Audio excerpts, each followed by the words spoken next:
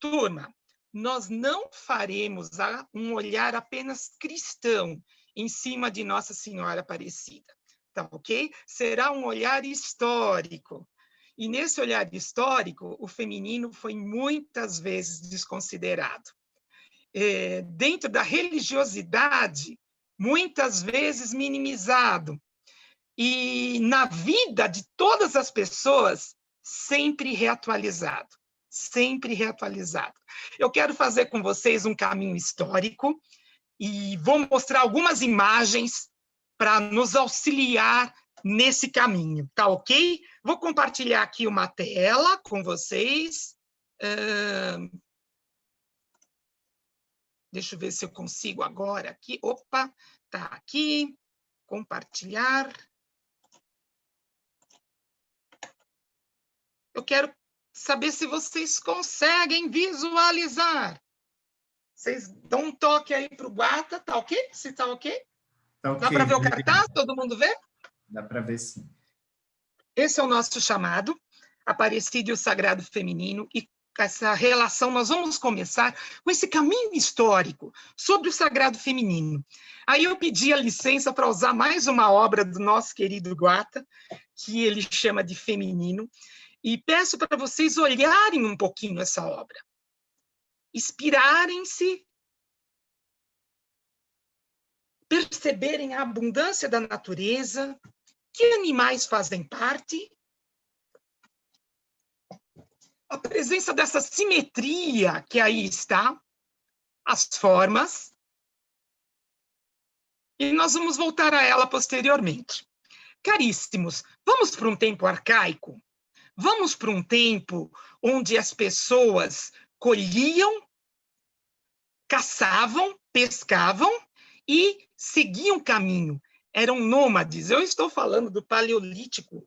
E nesse Paleolítico é importante que tenhamos algumas considerações. Não estamos parados no mesmo lugar e os homens têm habilidades específicas para caça,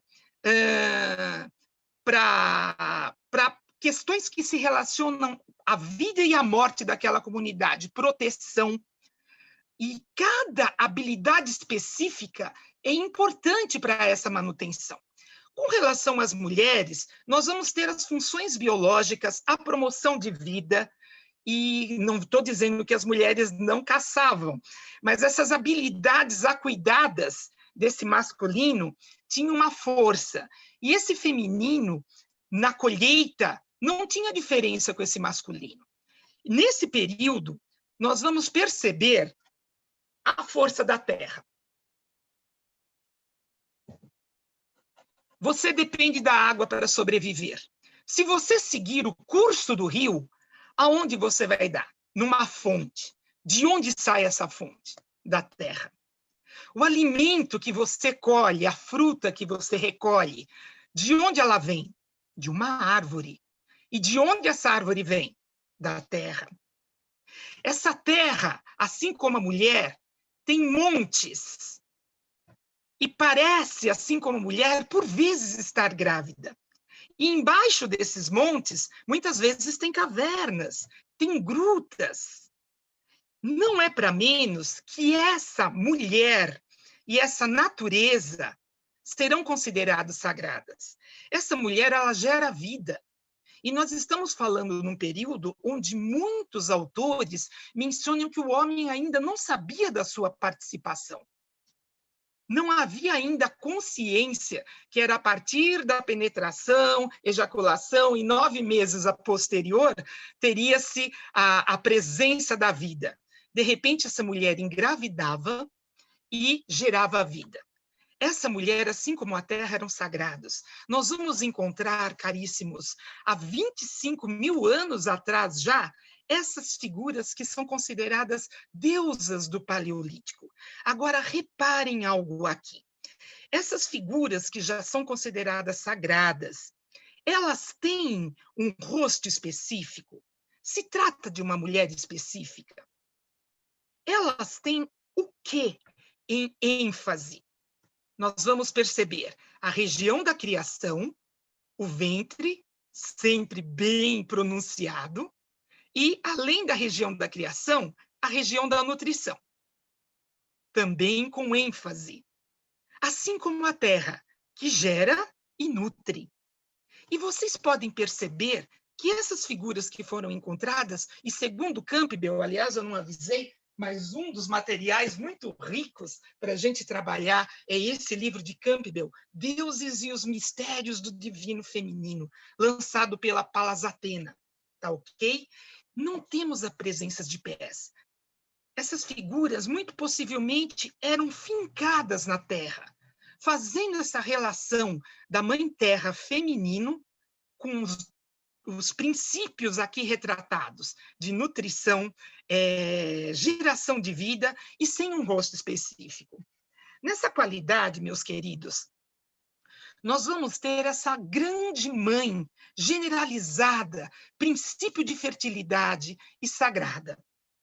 Porém, eu estou falando de um paleolítico que nós podemos considerar de 12 mil anos atrás, 12 mil anos antes de Cristo.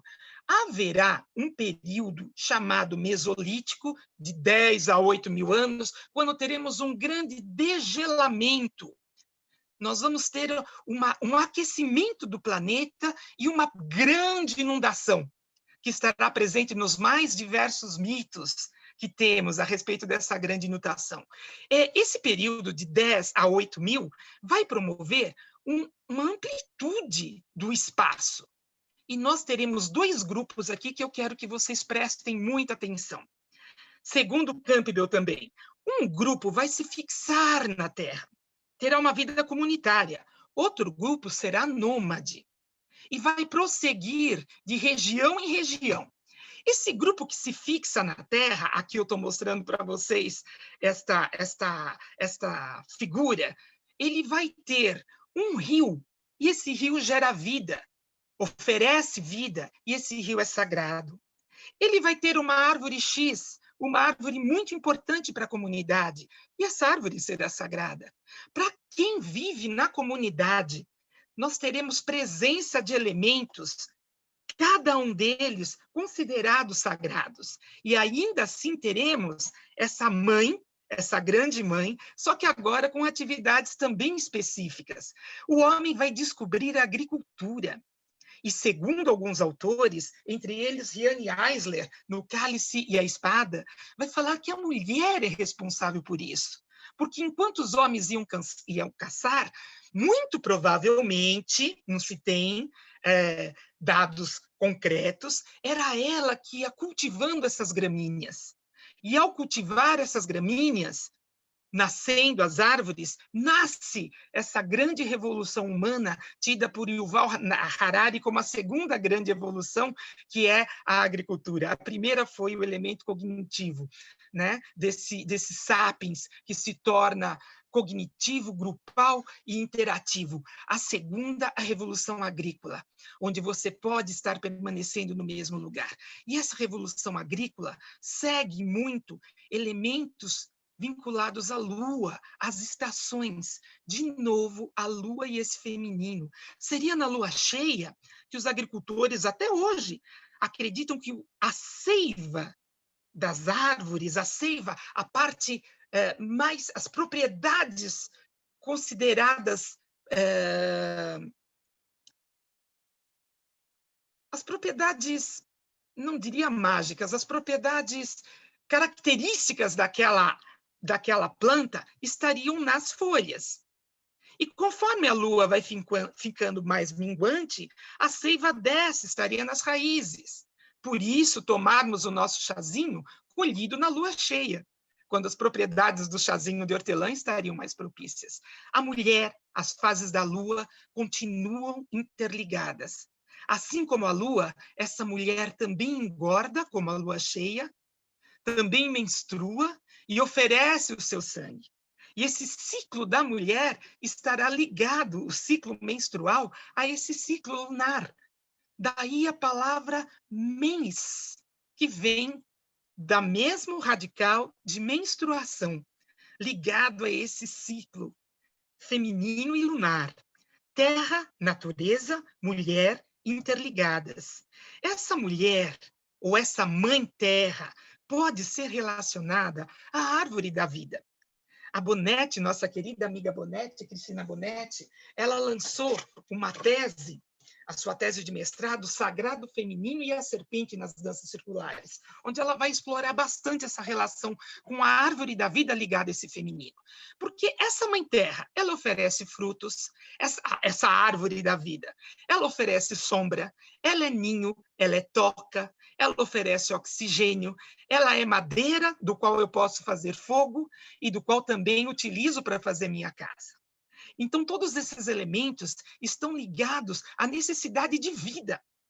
Ao mesmo tempo, se nós formos relacionar as questões mais míticas e simbólicas, essa árvore tem diferentes níveis.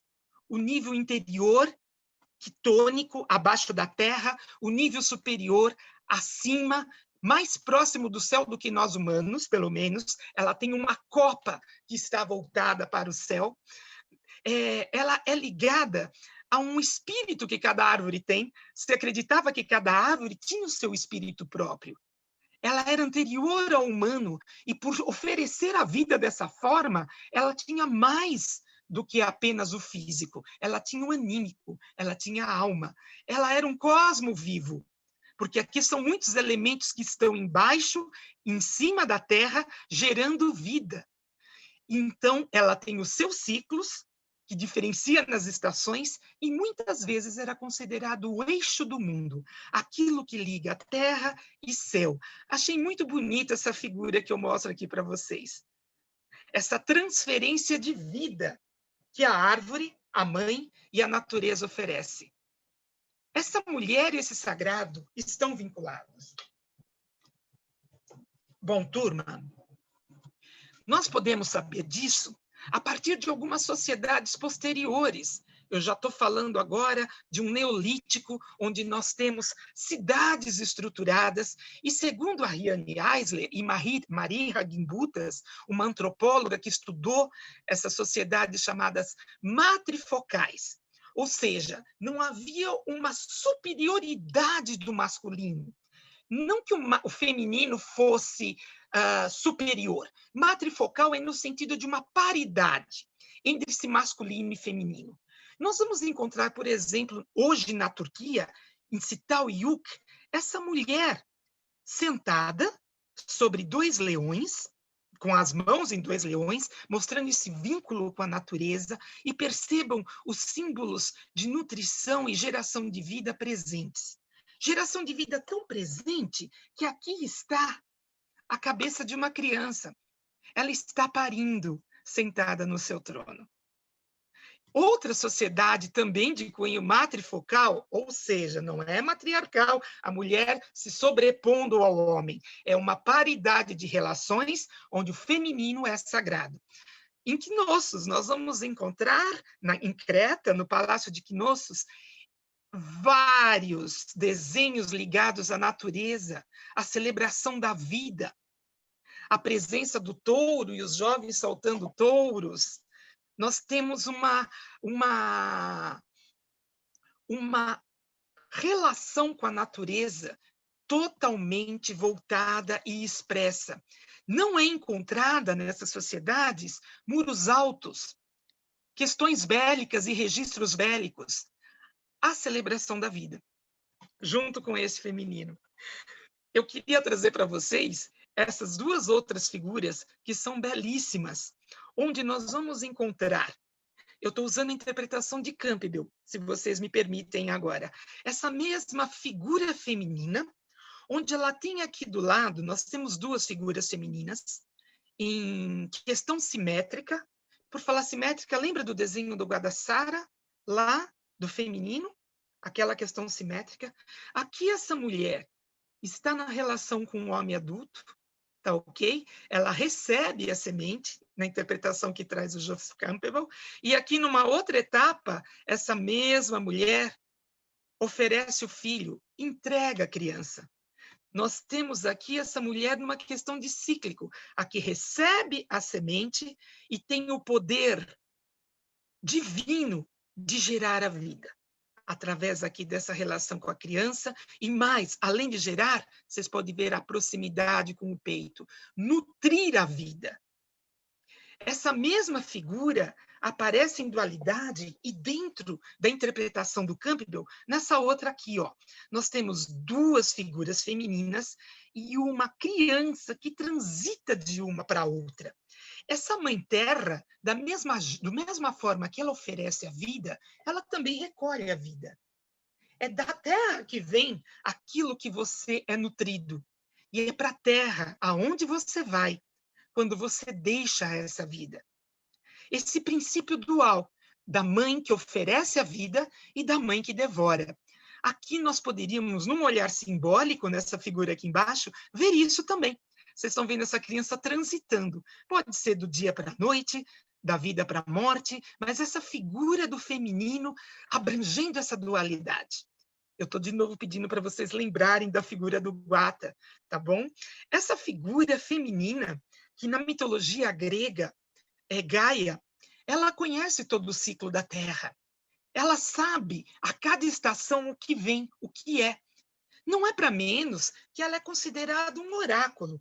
Delfos, antes de ser consagrado ao Apolo, era um oráculo de Gaia, da Mãe Terra. E uma de suas filhas, uma de suas crias, Fiton, era a serpente que morava em Delfos. E Piton, segundo alguns autores, ela seria oriunda da lama da água após o dilúvio, né? Então, ela seria oriunda da lama. Reparem que isso é importante. Oriundo da lama. Tá? E ela tinha as suas sibilas, ainda não eram as pitonisas, que faziam uma previsão do futuro. Elas falavam através de Gaia, que conhecia os segredos da Terra e podiam predizer o futuro aos homens. Essa mesma serpente que vocês estão vendo, ela vai aparecer vinculada ao feminino ou nas histórias em diferentes locais. Ela tem um caráter de terra, porque ela está embaixo da terra, ela conhece as veias, como se fosse energia da terra. Aonde estão os veios energéticos? Da mesma forma, a água, ela está vinculada à água como uma serpente, aquilo que gera vida, aonde está presente, e os rios que têm justamente um serpentear. Ela está ligada em mitos arcaicos relacionados à criação. Ófion, que teria quem teria dançado com Eurínome, e Eurínome, em forma de pomba, produziu um ovo, e Ófion envolveu 7 vezes, gerando a vida. Essa mesma árvore está presente, como vocês podem ver, olha, na árvore da vida. Mas isso aqui, bem anterior, eu estou falando de 2700 a 539, no mundo Elão. Elão, onde está hoje o Irã, tá bom? Temos esse selo aqui, olha, dessa árvore e dessa serpente ligado a esse fluir da vida. Nós vamos encontrar em Asclépio, relacionado à cura, até na questão bíblica, em Números 21, né, quando Deus pede que se coloque uma serpente num bastão, né, e as pessoas que se voltassem para essa serpente seriam curadas. Então, a presença da serpente relacionada ao feminino, relacionado a esses poderes da terra, poderes da vida, poderes da cura, sempre foram utilizadas. E nós vamos ver como isso vai ser demonizado em breve. Muito bom. Vai acontecer uma transição, meus queridos, das comunidades matrifocais para comunidades que se tornarão posteriormente sociedades patriarcais. Eu vou voltar aqui. Eu queria só lembrar para vocês essa figura. Vocês lembram, eu estou usando o Campbell de novo, que nós falamos a respeito do desgelar das geleiras e, posteriormente, de 2 grupos. Um grupo que se fixou na terra e vai descobrir a agricultura e vai sacralizar cada árvore, cada coisa da sua comunidade. Cada elemento será sacro.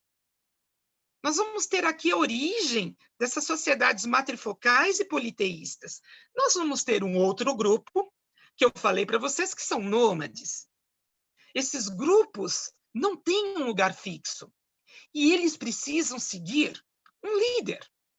Porque senão se perde. Se você se perder do grupo, é morte. Então, é um grupo protetor que precisa de um líder, e para seguir esse líder, se faz necessário leis, ordens, senão você se perde. E como você não tem um lugar fixo, onde está a divindade? Em todo lugar? No sol que está aqui acompanhando?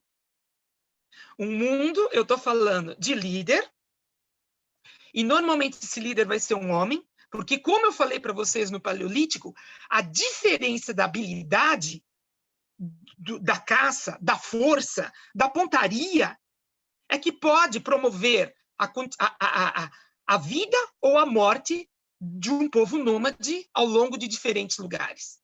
Então, nós teremos um líder, e um líder possivelmente masculino, e você tem que seguir regras e normas, e uma divindade que está em todo lugar, porque ele não tem fixo. Então, nós vamos ter a origem, segundo Campbell, de elementos que vão nutrir uma futura sociedade patriarcal. Eles vão dominar o cavalo para poder fazer as suas caminhadas e, posteriormente, descobrirão os metais. E, a partir dos metais, a confecção das armas.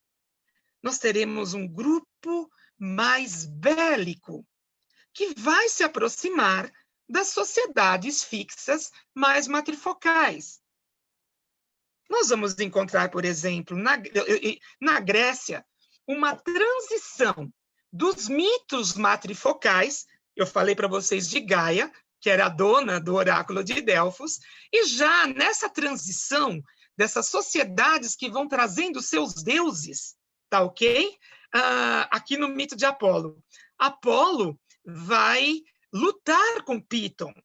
Tem toda uma história a respeito da sua mãe não poder dar à luz, de Hera mandar a Piton, Hera, a esposa de Deus, pedir de Zeus, solicitar a Piton que persiga Leto, né? E ela não, para que ela não dê à luz a essas crianças, mas ela vai dar à luz, e Apolo, veja só, Apolo, um deus civilizador, que trará o elemento solar e da civilização.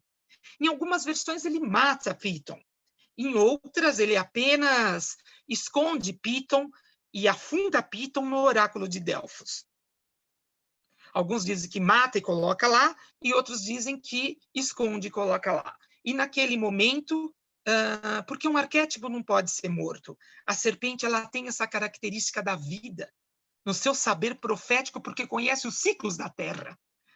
E, nesse momento, o oráculo de Delfos passa para Apolo. E a Síbila, que vocês viram, passa a ser a pitonisa.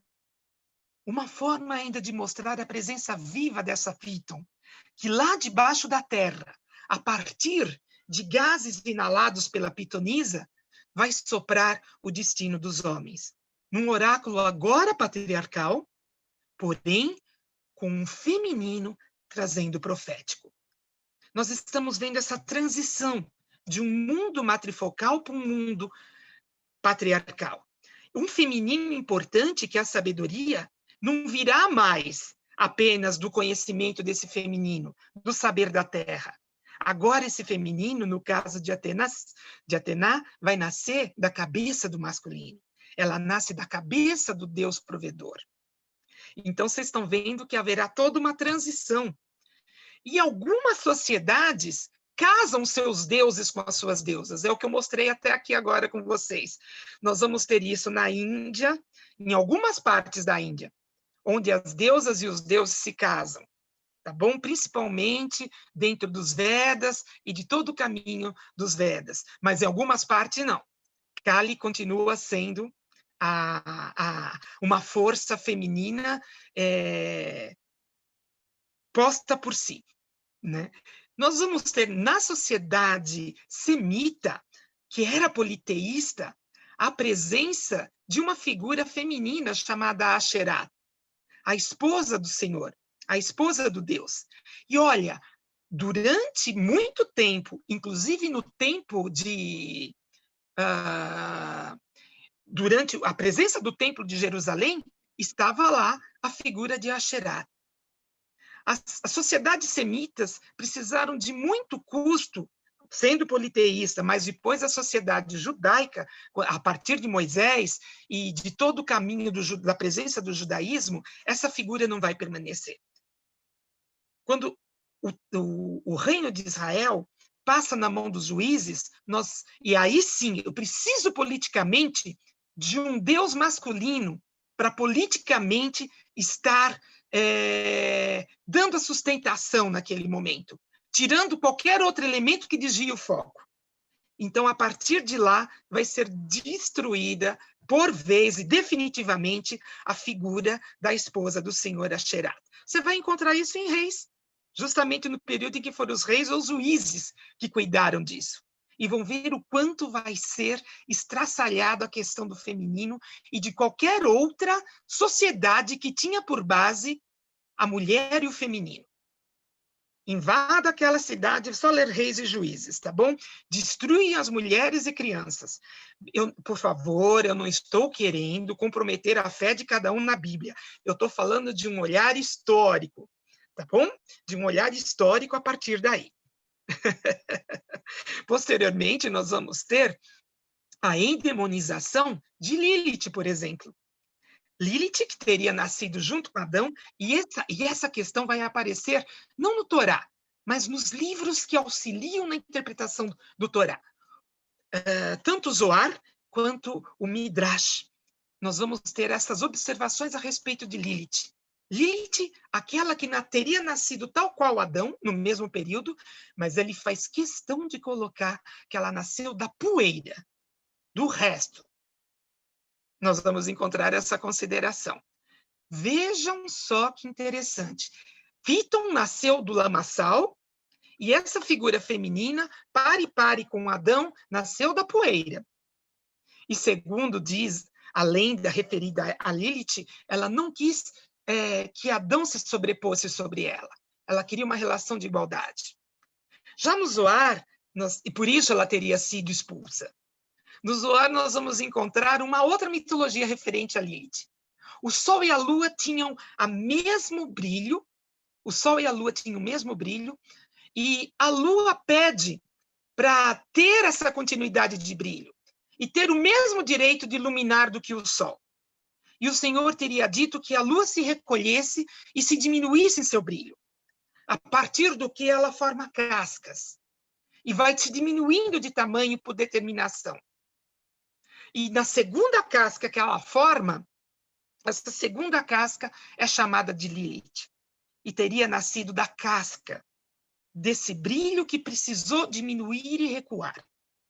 Vocês estão vendo sempre uma diminuição desse feminino, desse sagrado da vida, que continua sendo o portal.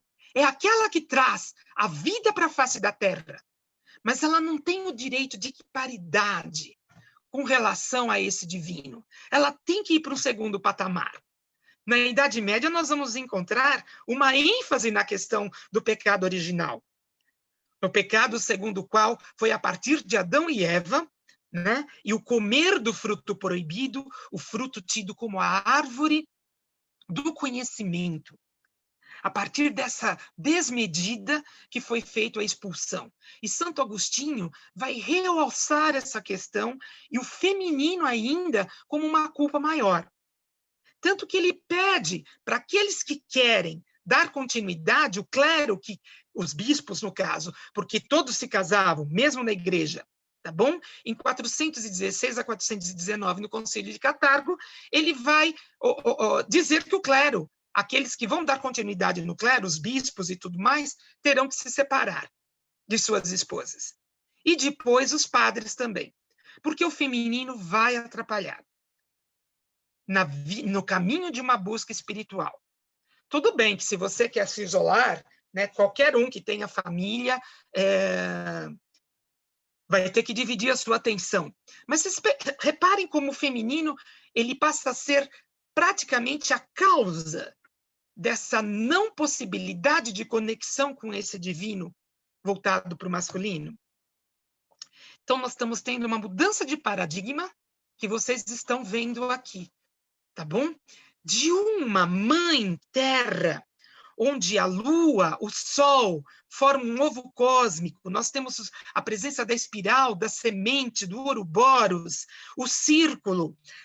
Toda a ênfase dessa vida que vem da mãe é voltado a partir desse mundo da natureza, do aqui e agora, da imanência, disso que você vive e onde o sagrado está em todo lugar, onde a geração da vida está em todo lugar.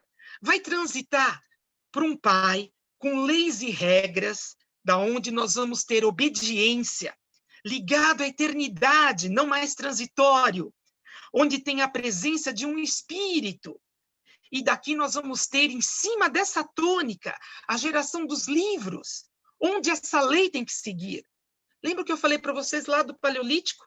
Um grupo que sai, que precisa de normas, se não se perde, senão a ovelha se perde do rebanho.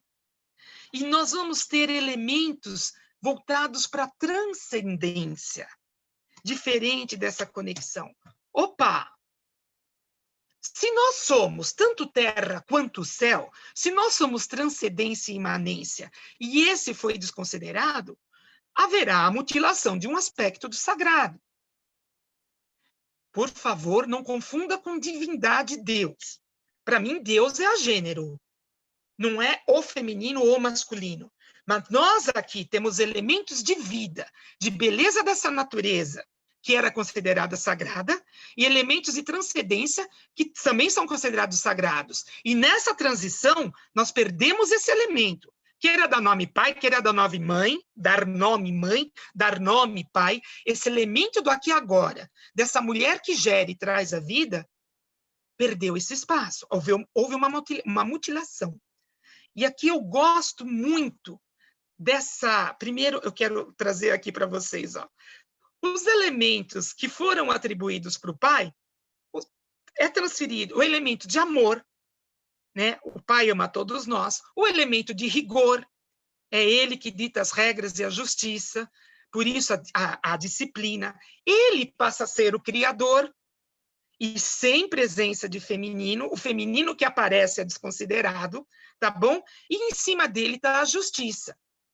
Mas agora eu não vou falar de Deus, eu vou falar do livro que fala a respeito de Deus, dos vários livros. Justiça para quem? Para homens e para mulheres? E toda a submissão total ao marido que esses livros impõem.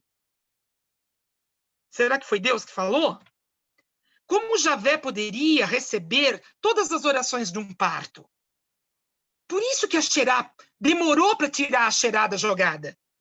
Porque as dores de um parto e as necessidades desse feminino ainda estavam muito próximo dessa natureza mãe, desse sagrado para quem essa mulher se voltava. De novo, eu não estou querendo saber se Deus é masculino ou feminino. Eu estou falando de como o homem e a mulher veem nisso. Tá? Quem que poderia aliviar as dores menstruais nas minhas orações? Ser espancada pelo marido com auxílio da lei é algo que eu posso orar apenas para o pai? Tentar engravidar era algo que eu podia, que eu tinha toda a relação com o feminino sagrado e, de repente, é fácil transitar para esse pai? Vocês perceberam que precisou de muito tempo para isso acontecer? Não foi historicamente de uma hora para outra? Essa deusa, a simbologia da deusa, agora eu estou usando Mirella Faú, a simbologia da deusa não é uma estrutura paralela ao simbolismo do Deus Pai. Não é uma coisa ou paralela a isso. A deusa não rege o mundo como o Pai rege. Ela é o mundo, manifestada em cada um de nós, porque nós somos todo esse ciclo e círculos de vida. Nós somos uma árvore e uma planta que nasce, cresce, vive e morre. Ela pode ser percebida interiormente por cada indivíduo em toda a sua magnífica diversidade. Aqueles dois aspectos do masculino e do feminino, como vocês viram aqui nessa frase que eu coloquei, foram encaixadas, trazidas, socadas dentro desse Senhor Pai masculino, que para mim não tem, como disse para vocês, é a gênero, mas eu estou falando eu, Vaneri. Então, há livros sagrados dos quais eu tenho que ter uma leitura relacionada ao momento histórico e relacionado ao momento político, onde esse feminino era importante que fosse minimizado.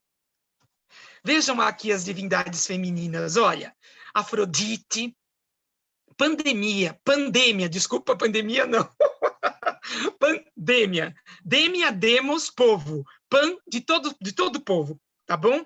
Ela mais voltada com a questão do erótico, da necessidade de engravidar, para encontrar um marido. Se eu quero ver as coisas do céu, os elementos de transcendência, eu também ia pedir socorro para essa Vênus Urânia. Se eu preciso da colheita, que a minha colheita fosse farta, que esse inverno acabasse, que a chuva chegasse, era Deméter ou Ceres. Em Hera, para a esposa de Zeus, os pedidos de casamento, para que fosse um casamento em abundância, para que tivesse os dotes necessários para esse casamento, e para cuidar da casa e o fogo do lar, Héstia, como nós falamos a respeito em uma outra live, tá bom? Os pedidos de saber e as estratégias de guerra era Atena e Minerva, ou Minerva, tá bom? E aqui o sagrado da natureza. Diana ou Ártemis, irmã gêmea de Apolo. Apolo, sagrado da civilização, princípio civilizatório. Mas como vocês viram, os gregos, eles casaram os deuses e as deusas, tá bom? Tanto que nasce uma gêmea, a responsável pelo sagrado da natureza. Ambos, princípio civilizatório e o princípio da natureza, deveriam estar paralelos, não a sobrepujança de um sobre o outro. Daí todos os castigos que Ártemis tinha para cada um que invadisse seu bosque sagrado. Eu não vou fazer nenhum paralelo com relação aos bosques sagrados, florestas sagrados de hoje, onde um elemento civilizatório está dando conta. Vamos dar continuidade a esse processo. Essas 3 deusas eram consideradas deusas virgens, porque o sagrado da natureza não poderia ser profanado. O homem sofrerá. A sabedoria, o conhecimento, o valor da sabedoria não pode ser profanado por interesses outros. A sabedoria que vai gerar a da onde vem a palavra direito, a justiça, ela não pode pender para um lado para o outro. Por isso ela é virgem, ela não pode ser profanada, porque depende da sabedoria de quem faz as leis. E o sagrado do lar, o fogo do lar não pode ser profanado. Por isso que eram consideradas deusas virgens. Tá ok? Na transição para o cristianismo, tem muitos elementos que a gente poderia considerar aqui, tá bom? Mas, historicamente falando, mas eu já vou dar um pulo para o cristianismo. Se vocês observarem, a figura de Maria, uma mãe virgem, é algo que não é possível dentro do judaísmo, uma mãe virgem. O imaginário judaico, depois de afastado todo elemento feminino e já concretizado o elemento patriarcal masculino, não dá espaço para se pensar numa mulher mãe e virgem. O imaginário grego dava. Quando São Paulo leva o cristianismo para a Grécia, e ele fala numa mãe virgem, tudo bem, é possível, porque nós temos deusas virgens. Algumas, inclusive, se tornaram mãe, tá bom? De formas diferenciadas, tá bom? Mas se tornaram. É um imaginário que recebe isso. Foi fácil transitar, porque se eu quero alegria no amor, eu posso pedir a Maria. As bênçãos dos céus, as boas colheitas, a proteção no casamento, a protetora do lar, que é Véstia ou Héstia, proteção na guerra, sabedoria, proteção da natureza. O arquétipo de Maria consegue receber todos os elementos das deidades sagradas que não tinham espaço, mas numa cultura cristianizada e considerada pagã. Claro que Maria vai ser tida como aquela para a qual nós temos a veneração e não a adoração. A adoração é para o Pai, para o Filho e para o Espírito Santo, que é uma única pessoa.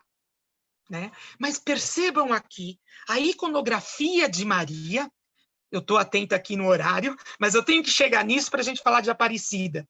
Tá bom, gente? A iconografia de Maria, e como hoje, na iconografia cristã, nós temos elementos que ainda estão relacionados a todo esse legado que eu conversei com vocês até agora, e que não foram apagados, foram dissimulados nessa figura. Tá bom? Primeiro, vocês estão vendo aqui, olha, Maria sentada num trono. Como eu mostrei para vocês aquela figura de Sitao Yuki, como nós vamos ter Isis sentada no trono, né? Maria, vocês vão ver em muitas figuras a presença da lua. Essa lua ligada ao feminino, a gente já vê aqui, olha, na Vênus de Lascaux, na França. Nós não sabemos, isso aqui pensa-se que é um corno, tá bom? Mas essa figura ligada ao elemento, ela marca 13 risquinhos aqui, ao elemento do calendário lunar, das 13 luas. Quando você vê lua com Maria, dentro do cristianismo, nós vamos falar que Jesus é o sol, aquele que emite a luz, e Maria é o seu reflexo, tá bom? Então, nós vamos ter essa fala. Mas, e o arquétipo da lua, que nós vimos de todo um legado? Será que não está presente aqui também, dentro dessa figura considerada feminina? Maria é tida como a mãe de Deus, porque se depois do concílio, onde o Pai, o Filho e o Espírito Santo é uma unidade, e também demorou para a igreja chegar nisso, tá? E nós tivemos o pelagianismo que não acreditava nisso. Cristo é Cristo, o Pai é o Pai. Mas uma unidade, ele é o Filho, mas uma unidade não.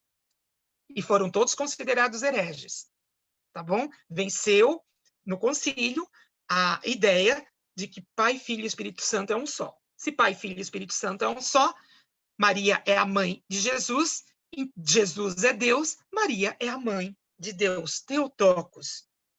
Assim como Ísis, que foi mãe de Horus, também uma divindade.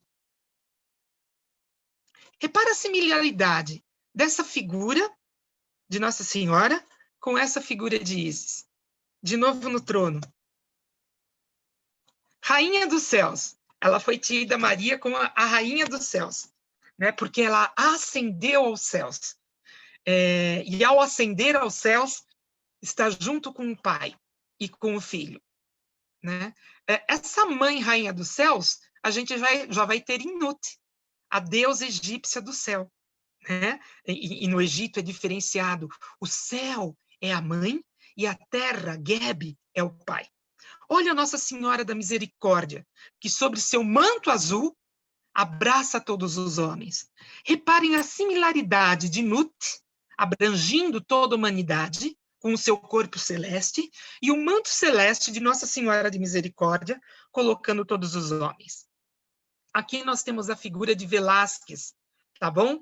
Onde Maria está ascendendo aos céus, tá? Ela faz parte, ela não morre, ela teria ido diretamente para os céus. E nessa figura eu até queria colocar uma consideração, porque Velázquez faz algo muito interessante. Percebam a figura de Maria, como ela tem o quadrado da matéria, ainda vinculada a essa questão da terra. Não pensem vocês que Velázquez é do Barroco, bebeu de todo o conhecimento do Renascimento. Ele não está afastado desse legado e dessas histórias. E percebam a figura da Trindade, essa Trindade voltada para baixo, Pai, Filho e Espírito Santo, em conexão com esse terreno. Não tem como escapar que na figura de Maria, é ela o portal que trouxe a luz. É ela quem trouxe o Filho, luz, para essa terra. Bom, só que Maria tem uma questão. Ela vai ser tudo isso. Mas esses elementos vinculados à terra, à sabedoria da terra, à serpente, não são considerados. Maria não tem esse elemento, tá bom? Tudo isso que nós vimos aqui vai ser demonizado. A serpente passa a ser demonizada. Vocês vão encontrar a serpente muito vinculada a Maria, mas a seus pés. Quando na iconografia dos santos algo está no pé, possivelmente é algo que foi superado por aquela figura santa. Então ela pisa em cima do demônio. Porque a serpente, de toda aquela força e sabedoria, aliás, não só a serpente, todos aqueles elementos voltados para o feminino foram demonizados num processo de patriarcalização. Se não foram demonizados, foram cristificados e adaptados. Vocês vão ter aqui, por exemplo, olha, eu tirei esse material, está no livro da Maria Gabriele Vosin, tá bom? Danças, mitos e deuses. Danças, símbolo... Depois eu vou lembrar direitinho, gente. Agora eu estou confundindo danças, deuses e mitos com danças, símbolo da dança, da Maria Gabriele Vosin, tá? Então, o elemento da serpente, ele está presente na cruz, como aquela figura babilônica que eu te mostrei no selo, mas representando Cristo, aquele que ressuscitou usando o elemento da troca de pele da serpente. Se você for numa igreja ortodoxa grega, você vai encontrar a cruz, e não o Cristo na cruz, mas uma serpente em volta da cruz. Aquele que erigiu, saiu dos elementos da terra e retornou ao céu. Ressuscitou assim como uma serpente que troca a pele. Mas aí já dentro de um elemento cristianizado. Os outros elementos que eu trouxe para vocês, nebulosos, não fazem mais parte. Endemonizados. Bom, tudo isso, gente, de novo, para onde vai, então, a função fertilidade? A função sexualidade? Maria não pode carregar. A serpente foi retirada. Ela é mãe virgem. Que mulher pode se identificar com uma mãe virgem? Quero dizer, nas suas dores do dia a dia. Nós aprendemos a fazer essa transição com Maria. Mas de que jeito você pode ser idêntica a Maria, em termos de caminho? Então, de novo, essa divindade que rege o mundo, na questão sexualidade, na questão fertilidade, não está voltada para o sagrado. Ela foi mutilada.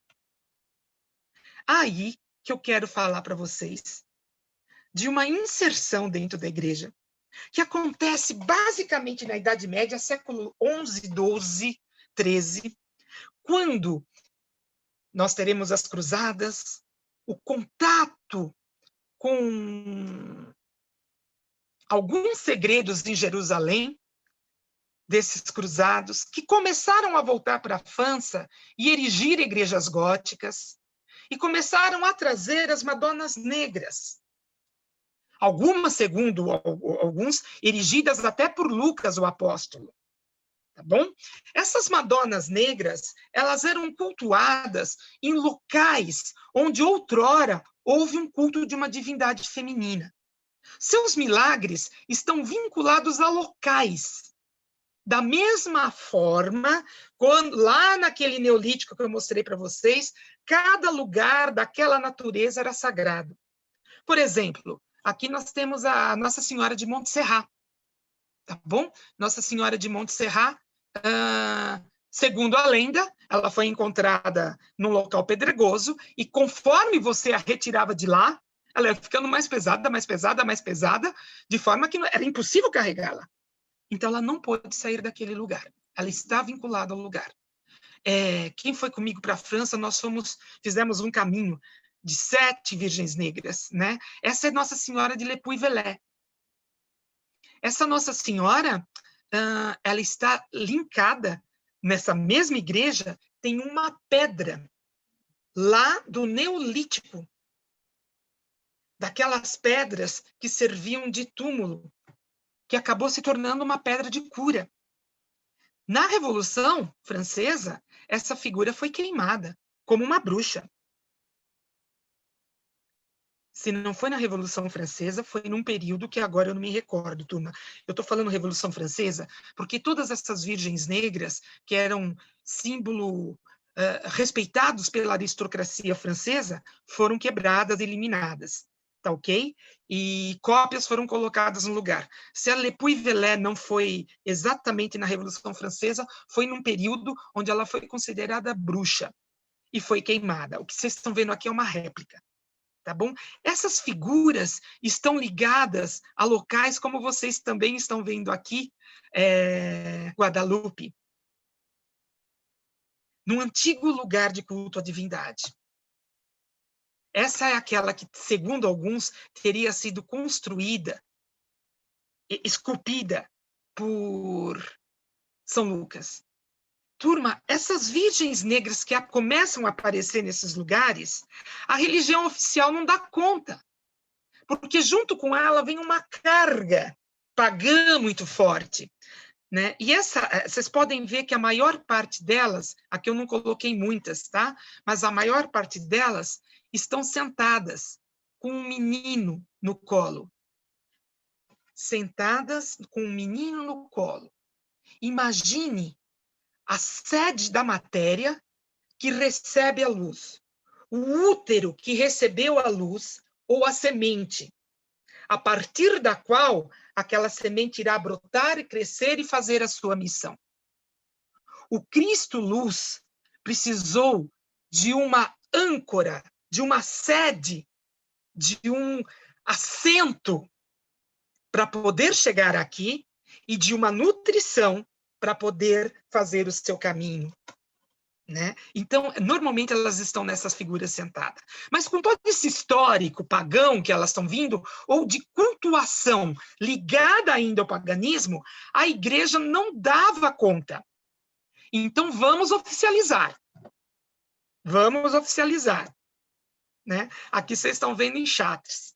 Essa chama Notre-Dame de Souster. Ela está no mesmo lugar onde outrora fora um templo galo romano, e antes disso, um local de culto aos druidas. Onde os druidas se reuniam, não culto aos druidas, perdão, onde os druidas se reuniam e tinham um culto ao feminino mãe. Ela foi tão procurada para ir aqui embaixo, que eles resolveram colocar uma outra Nossa Senhora, uma outra Notre-Dame, uma outra Madonna Negra, na parte de cima da igreja, para tirar um pouco o culto dessa Nossa Senhora de debaixo da terra. Essa Notre-Dame do Pilar, que era uma Virgem Negra. Tá bom? Qual não foi a nossa surpresa, em 2018, chegar lá e viram isso que vocês estão vendo aqui. Ela foi embranquecida. As Madonas Negras deram muito trabalho, tá ok? E agora, nessa última meia hora, eu quero fechar com vocês. Eu vou chegar em Aparecida. A nossa Madonna Negra. Mas eu vou pedir para o Guata, essa é uma obra do Guata, No Coração do Rio, e vocês estão vendo um rio serpente aqui. Eu vou pedir para ele contar para a gente a história da lenda que tem dessa serpente com Aparecida. E nós vamos entrar nessa Aparecida. Guata! Ei, nossa, que história linda, Vaneri. Quanta coisa, né? Coisas lindas. Então, quando eu cheguei em Jacareí, em 2003, eu que sou filho de contador de histórias, meu pai era um grande contador de histórias, eu sempre gostei. E rapidinho, quando eu cheguei, eu fui atrás de algumas histórias da cidade, e uma delas, que eu conheci um pouquinho depois com Alberto Capuz, que é um historiador de Jacareí, foi sobre a lenda da Cobra Grande de Jacareí, que a padroeira de Jacareí é Nossa Senhora da Conceição, e em um dos murais da matriz, né, da igreja matriz, tem a Cobra Grande, tá? Em uma das obras de arte lá que fizeram, os vitrais, tem a Cobra Grande. E, para minha felicidade, ano passado, dentro de uma lei de incentivo, eu pintei uma obra imensa, de pouco mais de 10 metros quadrados, para contar essa lenda e me familiarizei mais com ela. Que diz o seguinte: entre os séculos XVI e XVII, Jacareí, o rio Paraíba do Sul, que corta a cidade, as pessoas começaram a ficar muito amedrontadas por conta de uma suposta serpente gigante que começou a devorar seus moradores e toda a criação, né? As galinhas, os porcos, as vacas, os cavalos no entorno. E a cada cheia do rio, né, essa cobra voltava e começou a comer também os barrancos, e sempre ia derrubando os barrancos próximo à igreja, aos fundos da igreja matriz. E as pessoas diziam e associavam-na ao demônio. É o demônio que está vindo aqui, devorando as pessoas, os animais, ele quer derrubar o nosso templo, a nossa igreja. Então, o que eles fizeram? Uma pessoa fez uma procissão, isso tem registros, relatos históricos, né, documentos disso. Um negro, né? Um negro fez, vários negros fizeram essa procissão, e num determinado momento, na beira do rio, alguém, para acalmar o demônio, a cobra, jogou uma imagem de Nossa Senhora da Conceição nas águas. Aí tem várias versões, que quando a imagem tocou as águas, a cobra grande desapareceu, foi para o fundo do Rio Paraíba e está lá dormindo até hoje. Uma outra versão conta que quando a imagem tocou a água, ela começou a cantar e foi sendo levada pela água e a cobra a seguiu para nunca mais voltar. Outra versão diz que essa mesma imagem, ela desapareceu em Jacareí e foi encontrada em Guaratinguetá pouco tempo depois, e segue fazendo milagres até hoje, que seria a imagem de Nossa Senhora Aparecida. Né? Quantas... Seguindo o curso do Rio Paraíba. Seguindo o curso do Rio Paraíba, né? Essa imagem seria a suposta imagem de Nossa Senhora Aparecida, padroeira do Brasil hoje. Enfim, a melhor coisa dessa história é que o demônio, a cobra grande, nunca mais voltou, a igreja está preservada até hoje, e a população, com a fé em Nossa Senhora, né, ela pôde viver sossegada por muitos anos. Até hoje, né? Essa é a história. E essa obra que eu pintei, ela dá nome à exposição, que aconteceu em 2016, em São José dos Campos, e que acontece online agora, né? E ela retrata um pouquinho da natureza, o Rio Paraíba, com suas águas barrentas, né? E o achado da imagem de Nossa Senhora Aparecida pelos 3 caboclos. A cobra grande, né? E a cobra grande à espreita, sempre perto, né?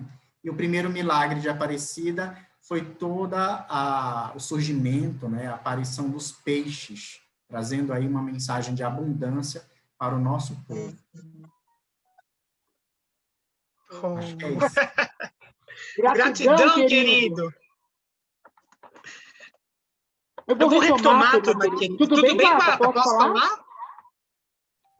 Vaneri, eu acho que o som do seu computador está aberto. Só um minutinho. Deixa eu só finalizar aqui. A imagem foi encontrada primeiro, segundo os registros históricos, e depois a sua cabeça. Só isso já seria um milagre, porque se o Rio Paraíba do Sul é muito grande e caudaloso hoje, imagina naquela época. Ele seria muito maior, muito mais viçoso, né?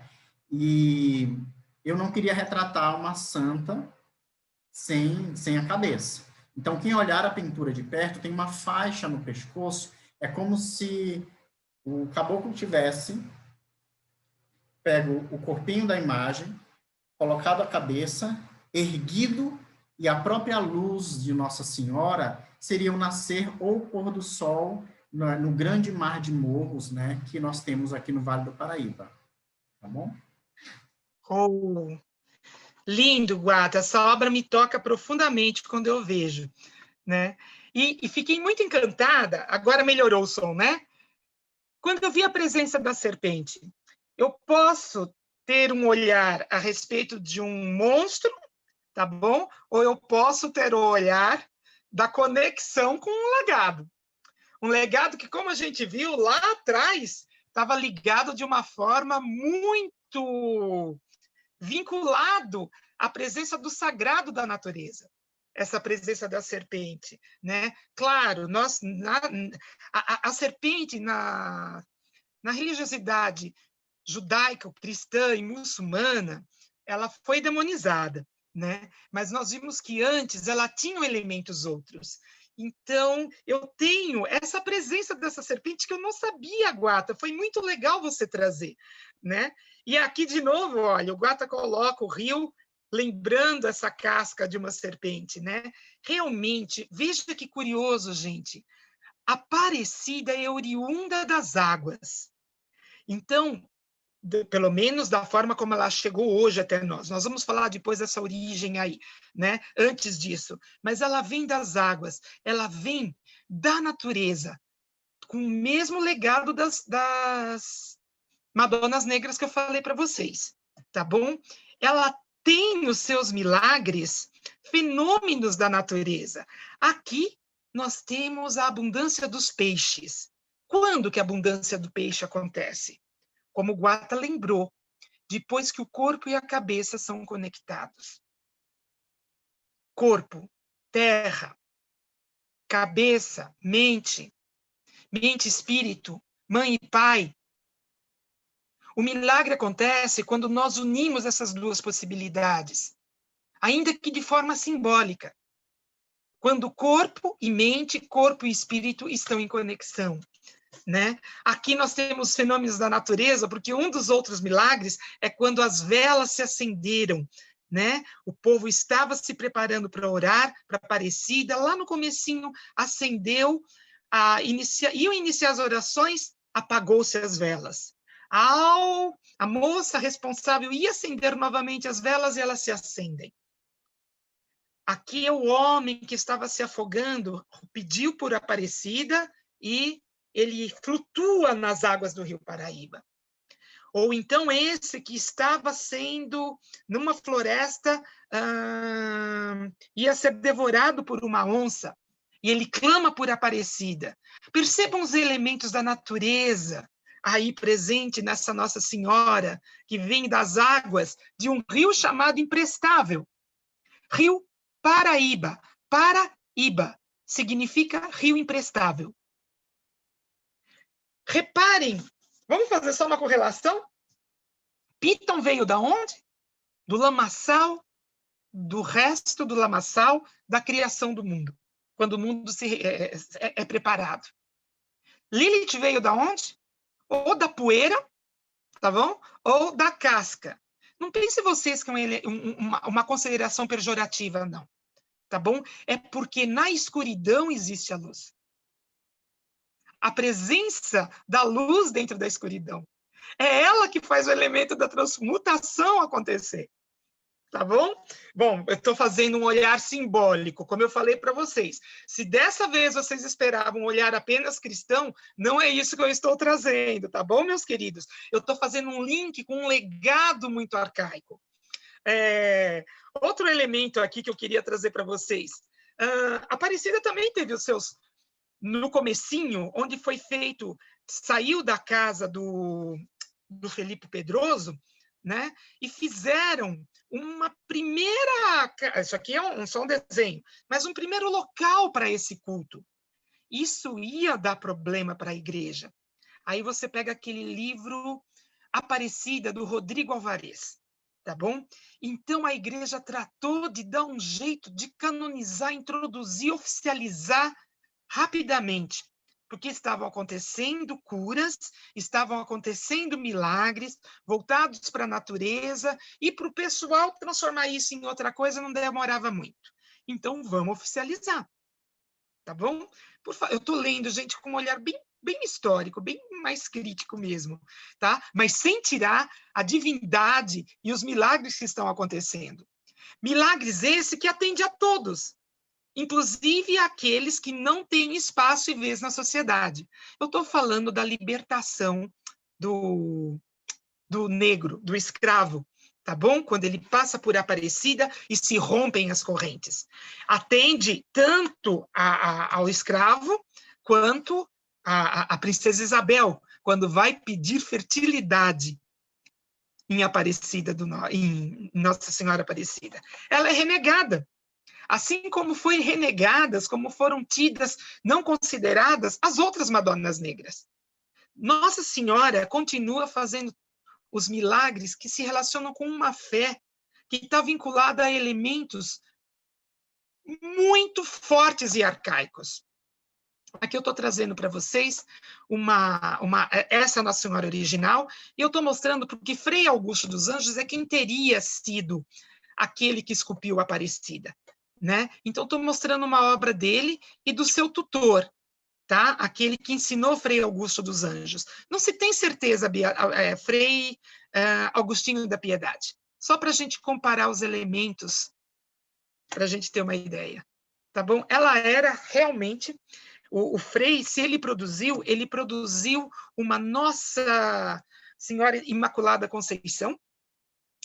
Ela tinha essas cores vermelho e azul presentes, tá ok? Porque nesse período do século XVII, ela foi encontrada em 1717, mas um pouco antes, em 1640, esse senhor aqui, o Dom João IV, que inaugura a dinastia dos Braganças, é dele que virá, ele é o primeiro rei das dinastias dos Braganças. Ele consegue recuperar Portugal, que estava sob domínio espanhol. E ele intitula Nossa Senhora da Imaculada Conceição como a padroeira de Portugal. A partir de então, as colônias de Portugal começam a produzir a padroeira. Isso durante anos, tá bom? Foi acontecendo durante anos. Possivelmente, uma delas não deu muito certo e foi jogada no rio. Aí vem a história do achado, tá ok?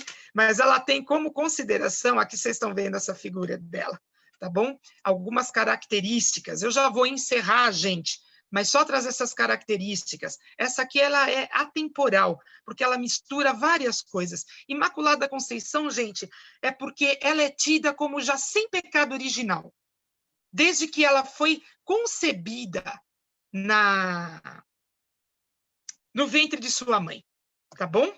Então, se Eva trouxe o pecado, a Ave Maria, Nossa Senhora, teria redimido esse pecado. Por isso que a gente vai encontrar aqui, ó, que Eva faz uma reversão em ave, como se fosse o caminho contrário, tá bom? Dentro da tradição e do olhar cristã. Vocês vão encontrar aqui, olha, e sim, outra coisa importante, foi o sim de Maria, que a gente encontra no Magnificat, tá? Quando ela fala, o anjo aparece para ela e fala, o Espírito Santo vai produzir o filho do Pai, né? Através de você. O Pai vai se encarnar através de você. E ela fala sim.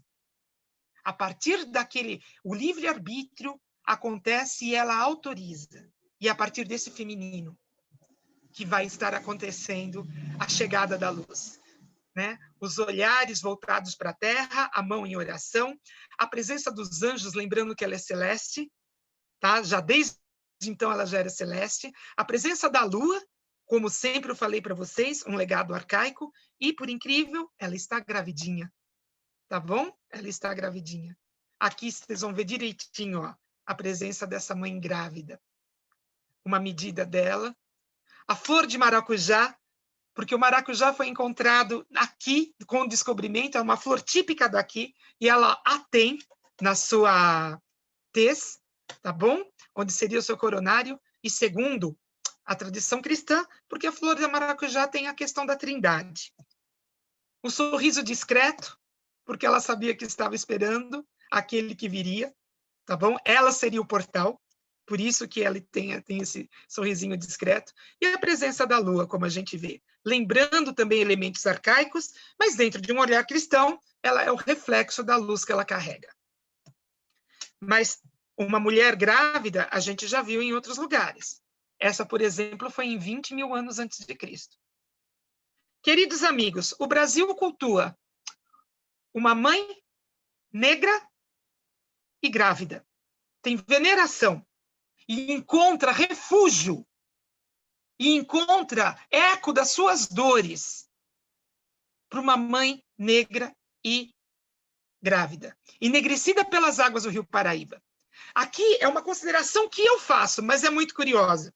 Pelo menos observando, ela é feita do barro paulista, de cor vermelha dos nossos indígenas. A matéria-prima dela é índia. E ela é pintada, modelada europeiamente, como o segundo povo que chega aqui, pintada de branco. E a sua formatação é branca, mas ela vai para o rio. E nas águas do rio, não das velas, tá bom? A gente vai encontrar, depois que a Maria Helena fez o concerto da imagem de Nossa Senhora, que foi destruída em 1978. Nas águas do rio, com as forças da natureza e da lama, ele é enegrecida, assim como o terceiro povo que chega aqui, o povo afro. A Aparecida tem na sua Constituição a Constituição do povo brasileiro. E eu achei incrível quando o Guata trouxe as Três Marias, né? Essas três formas de santa, que por sinal lembram muito a Aparecida, tá? Mas cada uma com o seu elemento presente nessa figura que nós temos como mãe. Queridos, queria deixar ainda um espaço para as considerações de vocês.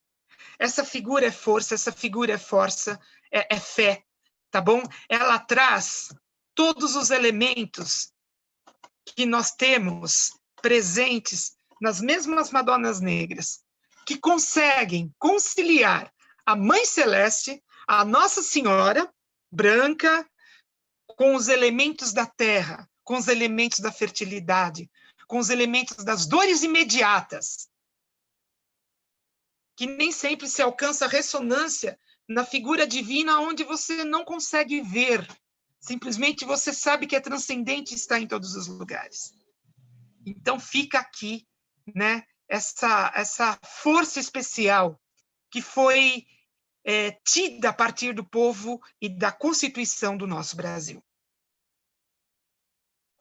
Queria deixar para considerações, perguntas. Foi uma linha histórica muito... não sei se deu para, em uma hora, uma hora e pouco, conseguir fazer sentido essas conexões. Vaneri, que presente, que coisa mais linda você nos deu nesta noite, né? Abençoada. Que lindo! Eu que fico feliz. Eu vou pedir agora para as pessoas que começaram que estão prestigiando a gente, quem quiser fazer perguntas, manda no chat umas 4 perguntas. Vou desativar o som. O João vai desativar o som.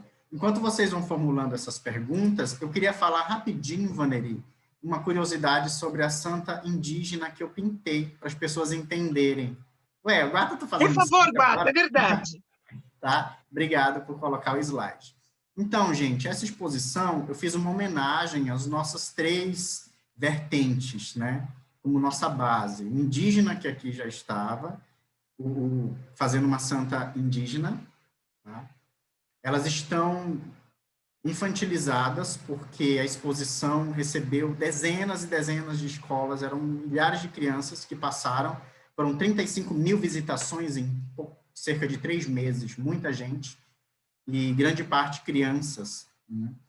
E uma santa branca, fazendo alusão aos os europeus, os nossos colonizadores, e Nossa Senhora Aparecida, representando todo o povo negro, que tanto agregou para nosso país, nossa cultura, né?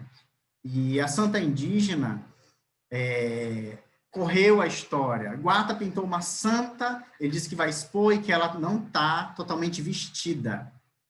Resultado, veio até uma comissão de Taubaté, de padres e seminaristas, para ver que arrumação era essa.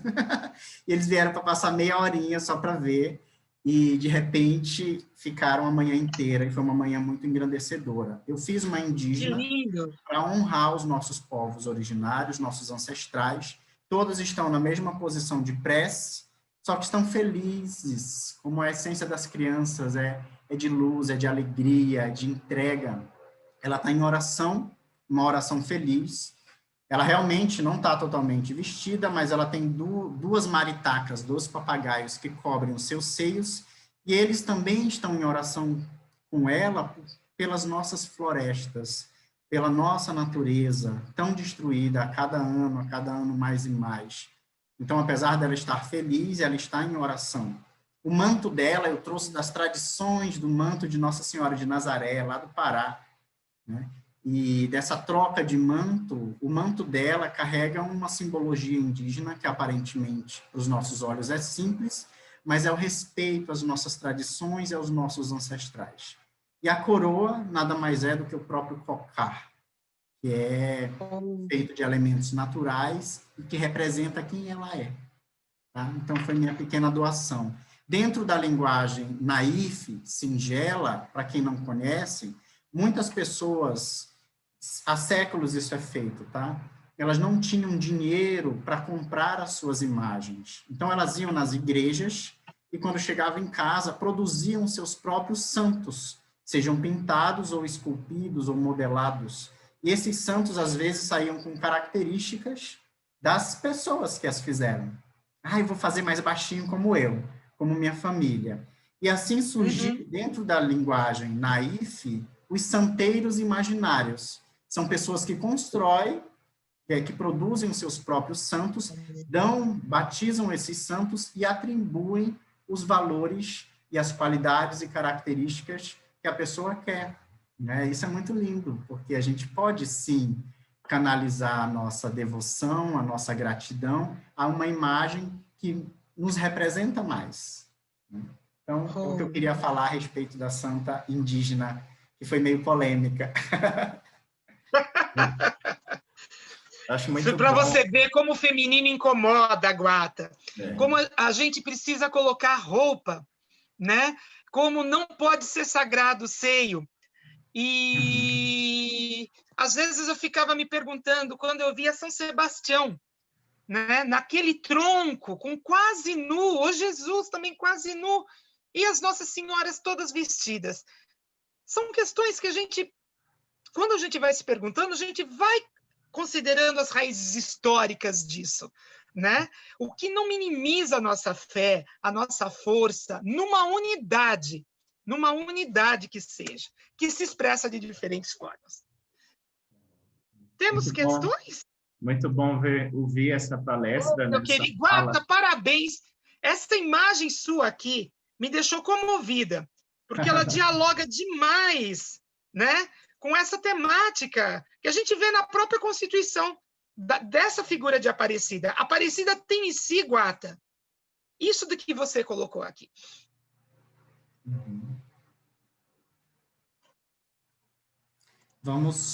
Obrigado, Vaneri. Vamos abrir os microfones e ver quem tem perguntas? Vamos lá, né? E lindo escutar e ouvir essa palestra até agora para saber que o nosso culto ao feminino é bem mais ancestral, né? Sim. Vou desativar os microfones. Quem quiser fazer pergunta, é agora. Só abrir o seu microfone. Boa noite, eu sou a Alessandra Lontra, sou aqui de João Pessoa, jornalista, conheci o Guatassara e o Paulo aqui em Xande Jardim, né, em Areia. E parabéns, Vaneri, pela excelente palestra. A gente voltou no tempo, né, na história, foi uma verdadeira aula da história, linkando, né, esse sagrado feminino, a terra, né, aos nossos ancestrais, a tudo que somos hoje, né? Foi um resgate e culminou aí no final com esse desenho fantástico do Guatassara que, né, foi totalmente assim, né? Parece que combinaram. Né? Foi perfeito, uma obra assim digna de uma grande exposição, viu? Porque é linda demais, muito e muito representativa. Então, só queria parabenizar aos três. Obrigada pelo convite, né? Por estar aqui num momento tão rico, né? Para a gente aprender. Obrigada. Vaneri, querida, eu só queria fazer uma consideração. Quando você falou da tese de mestrado, não, foi tese de doutorado, tá? E foi tese da região onde eu trabalhei o feminino, o sagrado feminino e a serpente, né? Eu fui orientada pela doutora Maria Gabriele Rosim. Então, não foi mestrado foi outra coisa, tá? Obrigada. Foi lindo a sua fala, né? Gostei muito. Beijo.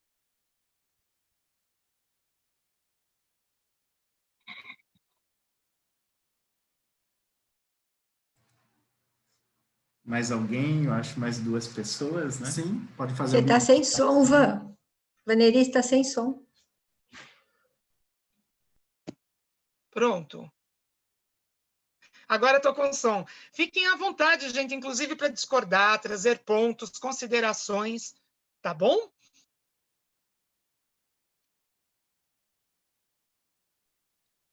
Eu queria perguntar uma coisa. Não é para Oh. discordar, não.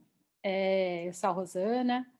E, assim, é muito impressionante esse percurso histórico e essa luta do feminino de avançar, de ser presente e de ser sobreposto por um outro valor mais viril ou mais que se encaixe, né?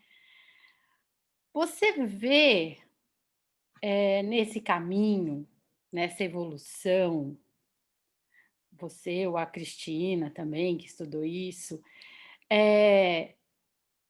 alterações, brechas, onde a conjugação do feminino e do masculino se relacionam harmoniosamente? Você falou, o milagre dá quando isso acontece. Mas no cotidiano, teve evolução? Teve mudança? Olha, é uma pergunta muito pertinente e, na verdade, minha querida, é uma questão tanto interna quanto externalizada. Vamos por partes. Se você integra dentro de você esses aspectos, porque o sagrado é um todo, né? Nós que colocamos gênero aqui e ali, e ao longo, mas sagrado é a vida como um todo, sagrado é esse seio, sagrado é esse portal de chegar ao mundo, né? Sagrado é essa natureza, como o Guata colocou, que não está sendo respeitada, né? Quando você internamente entende isso tudo como sagrado, assim como sagrado as leis de não matar, não roubar, né? Quando você integra tudo isso numa unidade, sim, está acontecendo. Mas quando você não traz isso para o cotidiano amplo, né? Você está separando. Porque se a natureza fosse sagrada, do jeito que a gente está vendo que foi num legado, não estariam acontecendo coisas que acontecem hoje. E que deixa passar batido, né? Isso não estaria, talvez, acontecendo nesse âmbito. Talvez o sagrado feminino ainda está distante de questões que foram proibidas. Ainda está distante. Mas sim, Rosana, está acontecendo uma aproximação. Está acontecendo um olhar aonde se busca essa integração dentro de nós mesmos para acontecer coletivamente também. Esse é um olhar que eu tenho. Vaneri, eu acho que esse é um caminho, porque, na verdade, a gente precisa resgatar esse feminino em muitos momentos, porque o papel da mulher foi muito depreciado, né? O que você coloca aí em muitos momentos. Então, eu acho assim, são conquistas que a gente já vê alguma coisa aparecer, mas que é um trabalho de formiguinha, né? Além do posicionamento pessoal, coletivamente, eu acho que ainda tem muito que a gente buscar isso, né? Por isso que eu falo da integração, com certeza. Com certeza, Nadine. Tanto a questão do contexto histórico como do contexto político, né? Eu acho que as duas coisas são bem integradas, a posição da mulher, a posição da mulher negra, né? Então, eu acho que assim, todo esse processo que está acontecendo, mais especificamente no Brasil, vou falar porque não tenho conhecimento também maior, mas essa mulher está sendo lapidada por nós, né? Então, essas mudanças vão ocorrer a partir de cada pessoa. né? E com a participação da comunidade também. Então, eu acho que isso é um momento de você dar voz para esse sagrado ser retomado, né? Sim, por Cada isso um âmbito aí, né? temos que integrar em nós essa possibilidade. E se você não enxerga esse seio como sagrado, essa vida como sagrada, Aline, você não faz essa transição desse respeito. Se você não integra o índio, o negro dentro, se não está no seu conceito, dentro do seu imaginário, não está integrado isso como verdadeiramente sagrado, a gente não faz essa transição também, né? Essa transição implica em diversidade e inclusão. Não tem como você escapar disso, tá bom? Senão vai ficar apenas a imagem. E não é isso que a gente está falando. Nós estamos falando, eu volto para aquele quadro, né? Na imanência, não só na transcendência, é nesse aqui agora, essa sacralização, com o outro que é negro, com o outro que é índio, com aquela que é mulher, e isso tudo é um sagrado. Com toda a diversidade, né, Vaneri? Esse quadro dele e a sua do Brasil e os menininhos, né? Tudo a ver, parece. Pode ligar. Gente, infelizmente... As opções de gênero... coisas, eu acho que aí a gente...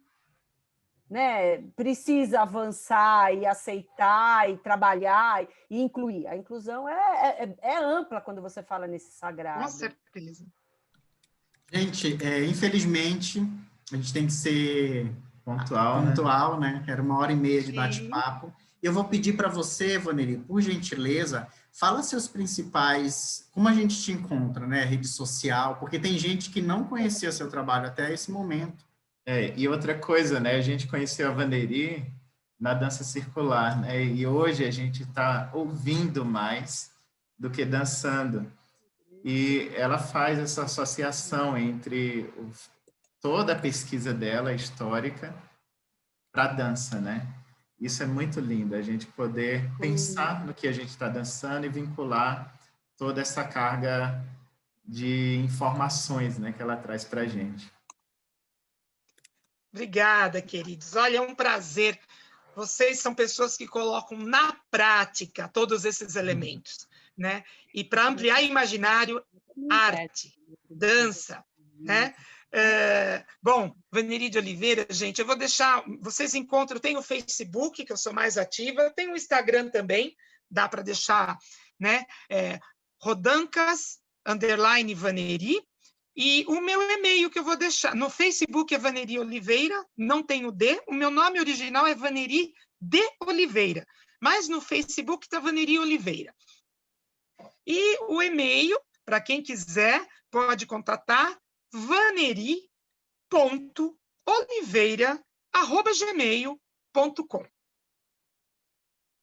Eu só tenho a agradecer, meninos, porque vocês estão fazendo um trabalho maravilhoso e abrindo espaços. Tanto que estou eu aqui podendo falar, acho que pela primeira vez, nessa amplitude toda. Faço isso de forma mais focada, mas agora de forma mais ampla. O meu beijo, minha consideração e carinho por o que vocês trazem. Tá bom? Vaneri, Deus e obrigado a todos vocês que ficaram até aqui agora, poxa. Olha só, uma informação. Toda essa aula ela está gravada no nosso canal do YouTube, Guatassara Brasil, né? São tantas informações que eu acho que vale a pena a gente assistir de novo para ver detalhes, né? Porque cria um reboliço tão grande que a gente quer fazer a pergunta tudo agora, né? E assim, gente, sigam lá nossas páginas, @GuatassaraMonteiro, @GuatassaraBrasil no Instagram. E agradeço, Vaneri, do fundo do coração, a todos vocês. E, quem é da dança, eu fiquei matutando enquanto a Vaneri falava, porque deu uma vontade danada. Vamos deixar a pandemia passar, e vai passar muito rápido, se Deus quiser. A gente fazer um curso, Vaneri, misturar tudo isso. Essas histórias maravilhosas que você traz, com obra de arte e dança, que é outra linguagem artística que a gente ama também, né? Seria lindo. Eu agradeço, viu? É verdade, é verdade. O Marias em Maria, Um caminho do sagrado feminino é uma parte disso, mas tem muitas coisas que a gente tem que fazer e reconsiderar com isso, querido Guata. Concordo plenamente. Obrigado, gente. Um lindo finzinho de semana que está se aproximando. A exposição no Coração do Rio vai ficar no nosso Instagram, sempre ali, gravadinha, né? E ela termina dia 31. E dia 1º de novembro vai ter um videozinho especial para fechar com chave de ouro esse trabalho nosso em homenagem à cultura, à natureza e à fé no Vale do Paraíba. Gratidão. Que lindo. Hoje tivemos 121 pessoas aqui, né? Nossa, que lindo, que lindo. Então, obrigado, boa noite. Até a próxima. Boa noite, gente querida. Boa noite, Foi um prazer. Boa noite. Para todos vocês. Boa noite, gente.